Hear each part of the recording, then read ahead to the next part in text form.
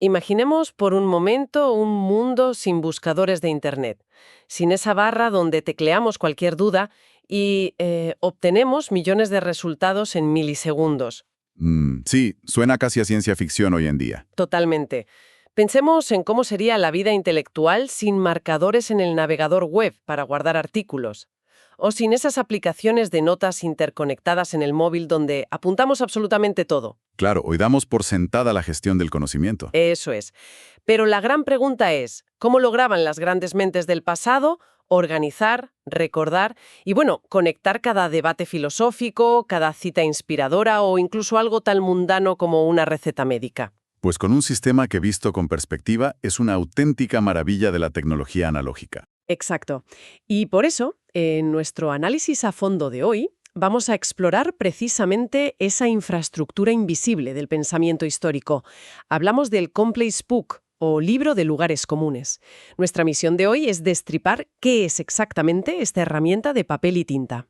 Y recorrer toda su fascinante historia intelectual, claro. Sí, para acabar descubriendo cómo su metodología, que tiene siglos de antigüedad, podría salvarnos hoy del caos y la sobrecarga de información digital. Y para reconstruir este relato tenemos sobre la mesa una pila de fuentes increíble. Tela marinera con las fuentes de hoy. Desde la Enciclopedia Británica de 1911 y artículos académicos sobre mercaderes renacentistas, hasta guías muy contemporáneas sobre gestión del conocimiento. Textos sobre los llamados jardines digitales de autores como Maggie Appleton y Tiago Forte. Es un contraste brutal entre lo antiguo y lo hipermoderno. Vale, vamos a desglosar esto, porque creo que el propio nombre de la herramienta ya genera bastante confusión inicial, ¿verdad? Sí, totalmente. Es un término que despista muchísimo si lo miramos con ojos de hoy. A ver, la traducción literal viene de la antigüedad clásica, del latín locus communis. Que a su vez desciende del griego topos koinos. Eso es. Pero el matiz crucial aquí es que común no significaba algo ordinario, trivial o falto de originalidad. No tiene nada que ver con un tópico aburrido. En la retórica clásica, un lugar común era una categoría temática compartida. Como un depósito. Exactamente. Un depósito mental, una especie de andamiaje donde los oradores guardaban argumentos, proverbios o citas que luego podían aplicar a diferentes debates. Era, digamos, el asiento del argumento. O sea, no estamos hablando del típico diario personal donde alguien anota que hoy ha llovido o cómo se siente un martes por la tarde. Para nada, hablamos de un sistema riguroso de compilación organizado estrictamente por temas. No buscaban un desahogo emocional en absoluto. Buscaban construir una auténtica caja de herramientas intelectual. De hecho, leyendo las fuentes, hay una analogía visual muy potente que usaban los clásicos. Ah, ¿la metáfora de la abeja? Esa misma. En el siglo I después de Cristo, el filósofo Séneca comparaba a los lectores con abejas. Decía que, al igual que las abejas van de flor en flor recolectando polen de diferentes sitios, quien lee debe recolectar fragmentos de diversos autores. Pero la clave no es solo acumular ese polen. Claro, la abeja no guarda el polen tal cual. Lo digiere, lo procesa dentro de sí misma y lo transforma para producir su propia miel. Séneca proponía hacer exactamente eso con las ideas de otros. Destilarlas hasta convertirlas en algo completamente propio. Es una imagen fantástica porque capta perfectamente ese esfuerzo activo que requiere el aprendizaje real. No es leer pasivamente. Y esa recolección de polen intelectual fue evolucionando con los siglos. Pasando por la Edad Media, ¿no? Sí, durante la época medieval esto derivó en lo que los monjes y teólogos llamaron el florilegium. Que literalmente significa recolección de flores. Todo muy botánico. Muy botánico todo, sí. Eran antologías donde extraían pasajes clave de las escrituras.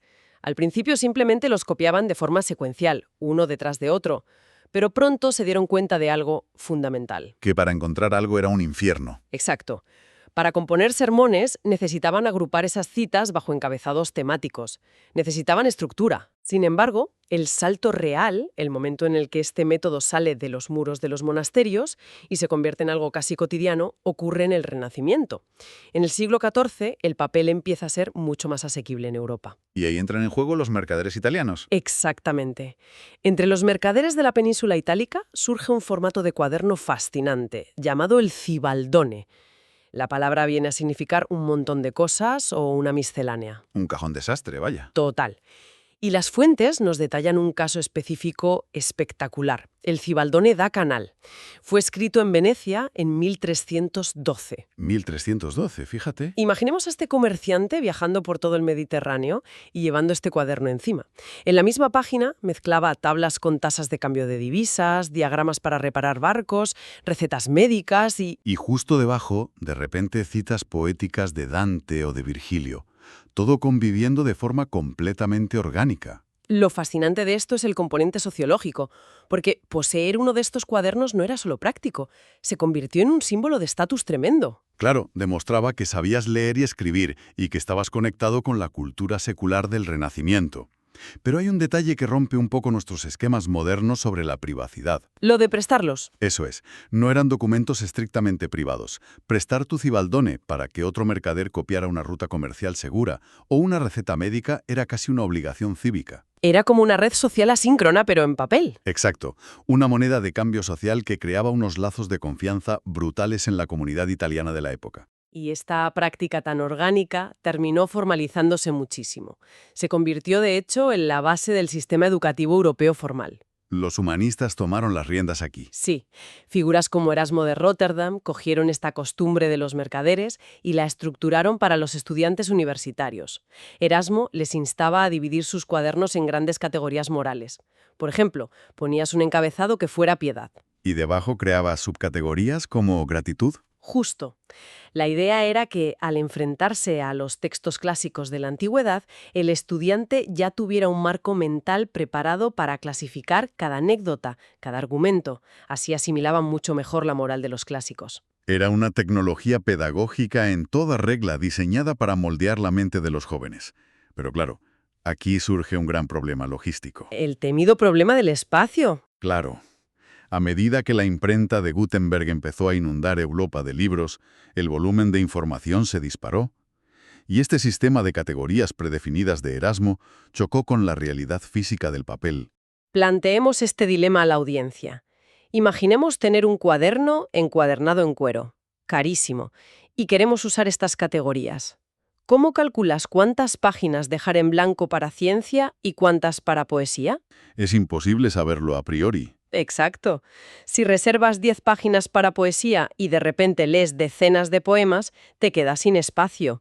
Pero si dejas 50 páginas para ciencia y al final no anotas casi nada, estás desperdiciando un papel valiosísimo. Era el gran cuello de botella de este método. Un dolor de cabeza constante para los intelectuales. Y la solución no llegó hasta finales del siglo XVII, en plena Ilustración. De la mano de John Locke. El filósofo inglés.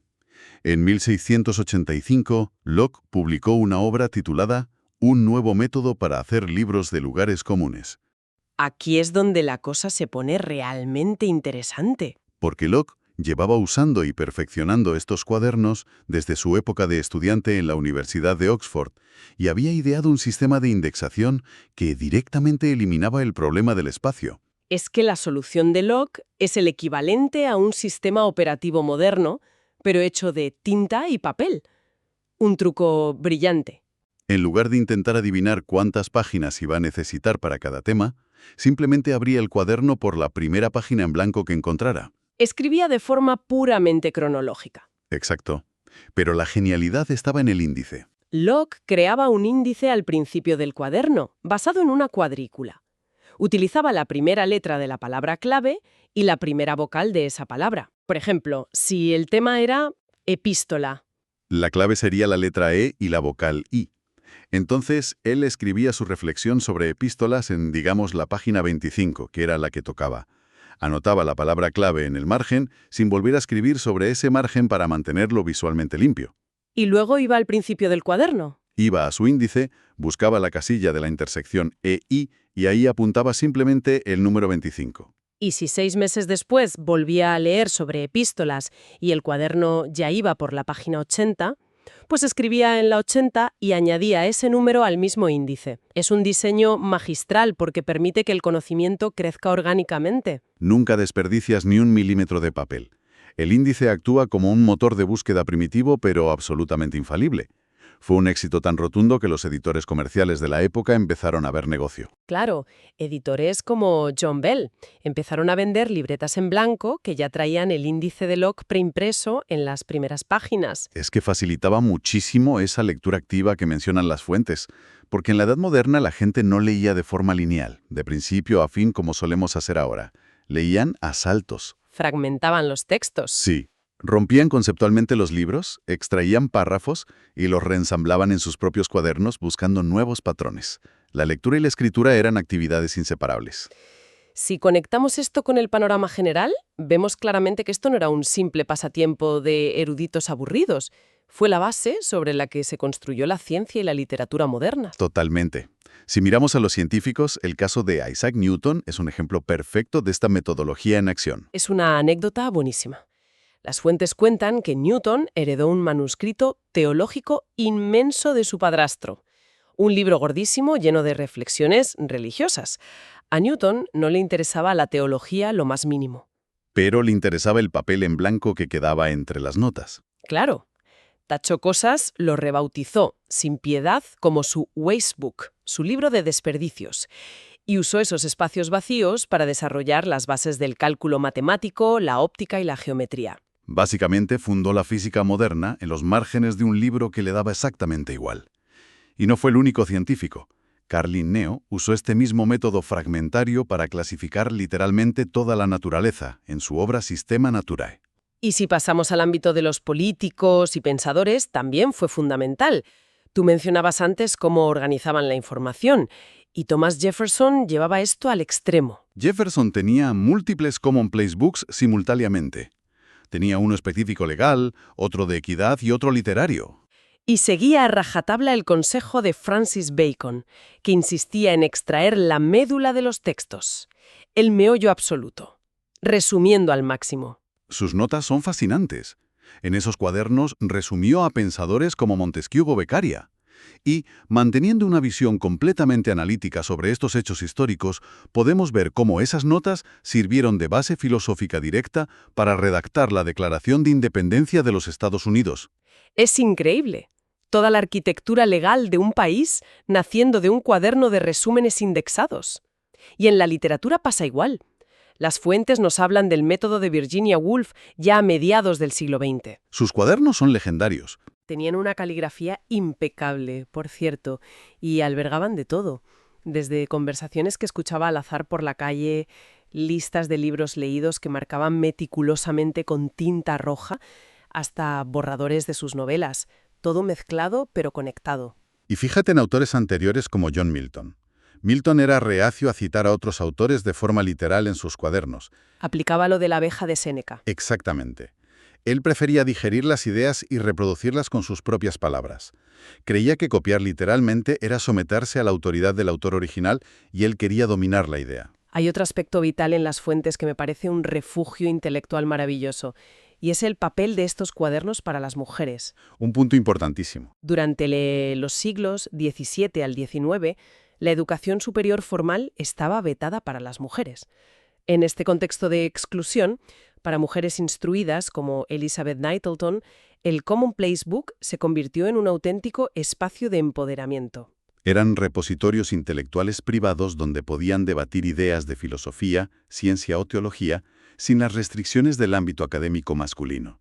Una especie de universidad de papel hecha a medida. Qué definición tan bonita, una universidad de papel. Entonces, ¿qué significa todo esto para nosotros hoy? ¿Por qué debería importarle este sistema analógico a quien nos escucha ahora mismo, en plena era de las bases de datos digitales? Pues irónicamente, la tecnología digital ha hecho que este método sea más necesario que nunca. Hoy sufrimos lo que la diseñadora Maggie Appleton define muy bien como streamification. La tiranía del flujo. Eso es, la tiranía del flujo cronológico. Pensemos en las redes sociales o en las bandejas de entrada del correo. Todo es un torrente efímero de información organizada de lo más nuevo a lo más viejo. Lo de hoy aplasta a lo de ayer. Y en ese torrente no da tiempo a digerir nada. Exacto.